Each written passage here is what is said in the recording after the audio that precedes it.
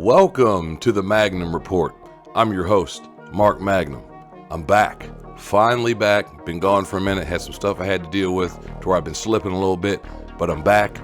And speaking of who's back, my big segue, CM Punk. That's my topic for today, and he is back in WWE.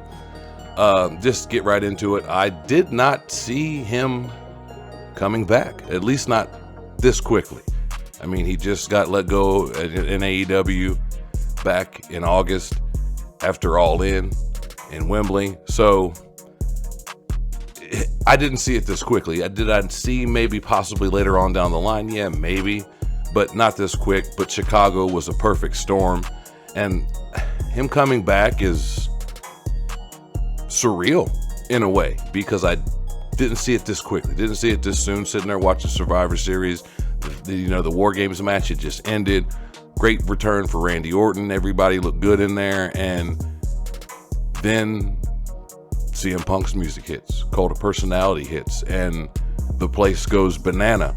And with everything that's been going on with Endeavor buying WWE and them merging and becoming TKO, I didn't see CM Punk coming back right away because Vince McMahon was still involved. And in the recent months, we've learned through what's going on that he's no longer in charge of creative, which for a lot of the guys and gals in the back, I'm sure that's a great thing because I think his mindset on what the product should be now is not a good thing. So it's good that he's gone for a massive gambit of reasons of why he shouldn't be around anymore. Just the allegations, the alleged allegations. I mean, he's a massive liability. So it makes sense that he's gone, but I didn't see it happen this quickly. I figured he'd hang around for a couple years or whatever his contract stated, and they've kind of found a way to push him out. And that's why initially I didn't think CM Punk was going to come back right away, but he has. And now that Endeavor's kind of pushed the old man out of the way and let Triple H take the reins and let him take control, and the shows and their money and everything's went up. The ratings have went up. Everything has progressively gotten better since Triple H has taken over, and now that Vince is out of the picture, I think you're going to see people that maybe had beef with Vince possibly come back, because even though it wasn't all Vince, because Triple H had heat with CM Punk, and a lot of people thought he wasn't going to come back because of that too, but Triple H, with some of the things that have happened to him with his heart situation, and I think a lot of them are thinking differently now. Now, has CM Punk changed? I don't know if I believe the promo that he did on Monday on his return on Raw, but I think he realizes this is possibly his last opportunity to make it somewhere that he can make a substantial amount of money, because he can go to TNA and I'm sure they can offer him $1 million, but I'm sure he's making a hell of a lot more than that in WWE right now. I'm sure he was making more than that in AEW, and he's blown up the bridge in AEW. And if you watch previous podcasts of mine where I've talked about this, I don't think it's all CM Punk's fault, but he damn sure can share his share of blame in that situation. So he can't go back to AEW. And does he want to go to Japan? Does he want to wrestle in Impact or NWA or MLW or some of these lower level promotions? I'm not trying to knock any of them because they're all good for what they do. But if you want to make the biggest amount of money and have the biggest amount of eyes on your product and on you, it made sense that CM Punk went back. Like I said, I didn't see it so quickly. It's only been a couple months to where you would think there would be some kind of longer no compete clause in his contract, but obviously he found his way and he's in WWE now, and there's a lot of people that aren't happy about it. And everybody has their opinion of CM Punk, and I get that. I understand that he's blazed a trail of wake and chaos and all the stuff that he's done, and I understand the angst in some people in the WWE's locker room thinking that maybe he's not going to cooperate, behave, whatever. That's possible. But I think it's a good thing that he's back. And I think he moves the needle. Despite what you think of CM Punk, despite what you think, or how you feel, whether you love him, hate him, on the fence about him, whatever, he moves the needle. In AEW, he moved the needle. He got their buy rates up on pay-per-views. Their ratings were higher as opposed to what they are right now. And in WWE, I mean, it's all about money. People can say what they want and say he's a hypocrite. The guy still obviously has a passion to wrestle. He still has stuff to do that he feels he needs to get accomplished in the wrestling business. And to be frankly honest, the only place he can probably accomplish those goals is in WWE. One of his big sticking points was he never main evented a WrestleMania. And with some of the work he did, I believe he should have main evented a WrestleMania. I mean, we've got King Kong Bundy main eventing a WrestleMania. So, I mean, I think there's room for a CM Punk to have an opportunity to main event a WrestleMania. And it's just weird to me that he's back. I mean, it is. I'm sorry. As much as in the back of my mind thinking, yeah, it's possible, it's another to actually see him come, through the curtain, out there, hear the music hit, the whole thing. It's weird.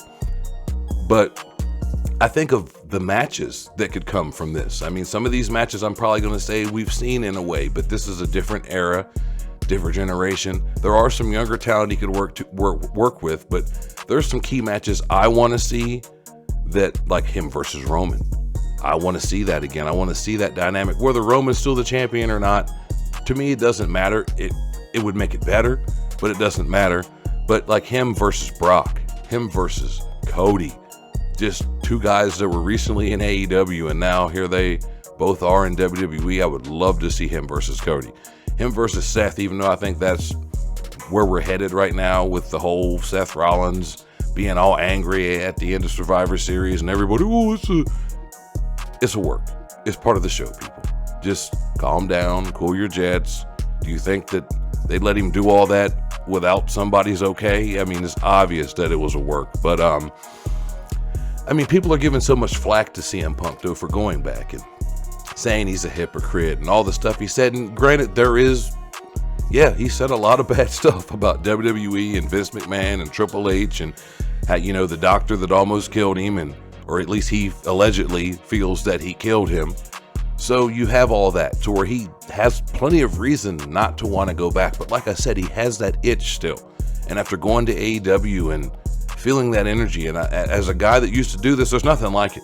There's nothing like it being in front of, I've been in front of 5,000 people before, to where there's just nothing like that adrenaline rush that you have when you're working in front of a whole lot of people that want to see what you do.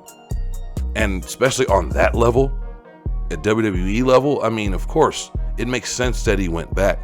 But everybody's given so much flack to CM Punk for going back, or everybody's got their opinion. And here I'm stating mine. They have had worse people come back to the WWE. I think of Hulk Hogan at WrestleMania 37 when they shoehorned him in with Titus O'Neil as a host, and just how awkward that was, because he was saying he got caught on tape saying some racial slurs.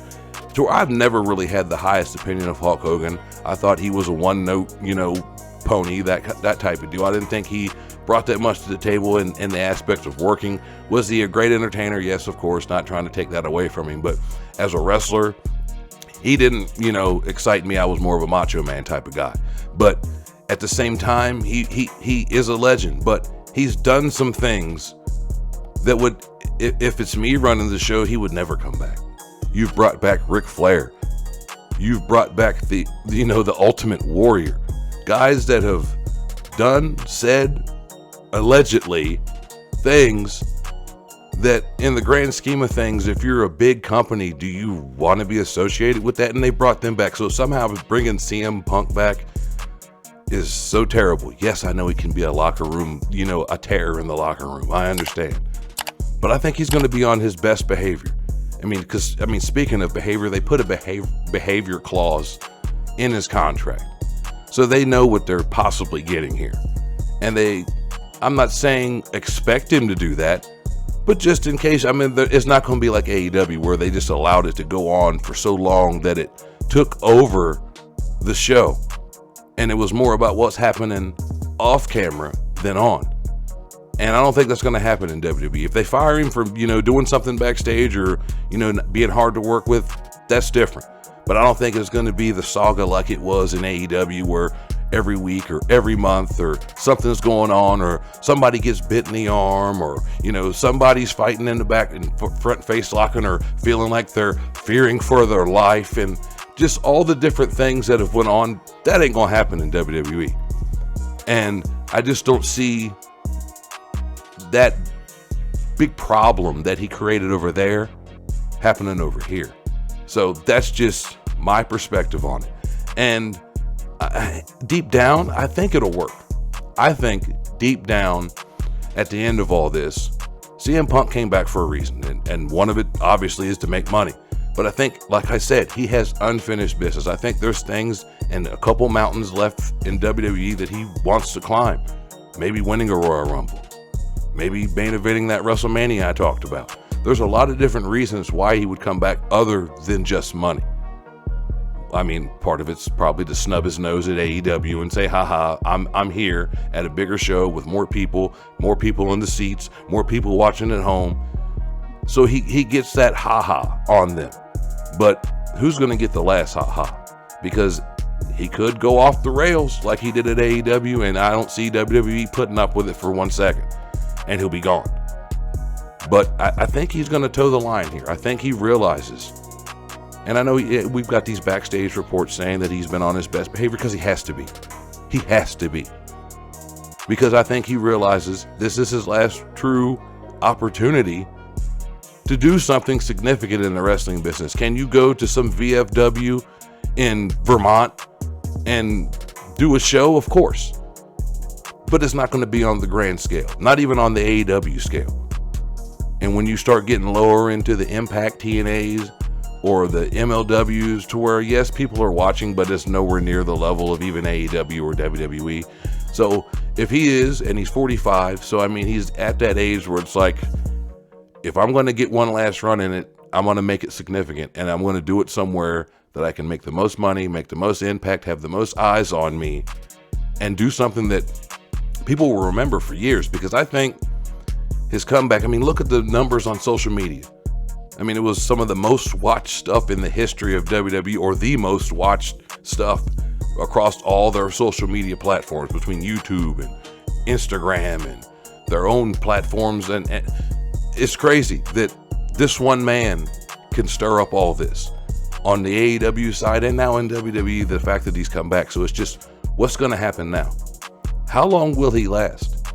Because, I mean, I'm asking you guys, what do you guys think? Do you think he's going to last for a long time in WWE and actually serve out his entire contract?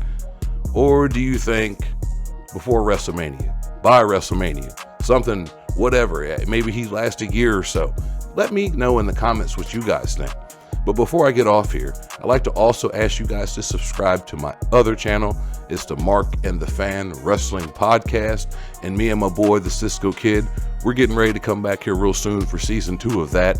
So just check it out. Make sure you guys subscribe to that. I'll make sure to drop something when it does drop and let you guys know about that. But also subscribe and hit that notification icon. Share this so you don't miss out on any further episodes, because I'm about to get back on the grind with this and make sure you guys get all the content I can possibly push out. But anyway, this was another edition of the Magnum Report. Thank you for watching.